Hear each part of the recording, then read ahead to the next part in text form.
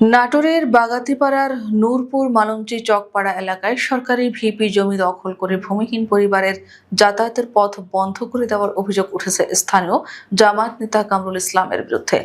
পথ বন্ধ হয়ে যাওয়ায় ওই এলাকার কয়েকটি ভূমিহীন পরিবার বিপাকে পড়েছে বলে অভিযোগ করেছেন ভুক্তভোগীরা। শুক্রবার সকালে বাগাতিপাড়া উপজেলা প্রেস ক্লাবে এক সংবাদ সম্মেলনে এই অভিযোগ করেন ওই গ্রামের শিখা বেগম। শিখা বেগম ওই এলাকার ইদ্রিস আলীর স্ত্রী। শিখা বেগম বলেন, আমরা ভূমিহীন মানুষ, সরকারের ভিপি জমির একাংশে আমাদের বসবাস।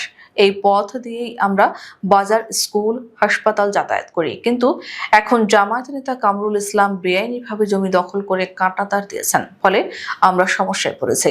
তিনি বলেন, কামরুল ইসলাম শুধু সরকারি জমি দখলই করেননি, তিনি এলাকায় ভিলন সমবায় সমিতি নামে একটি আর্থিক প্রতিষ্ঠান চালিয়ে উচ্চ সুদের বিনিময়ে মানুষের কাছ থেকে টাকা আদায় করছেন।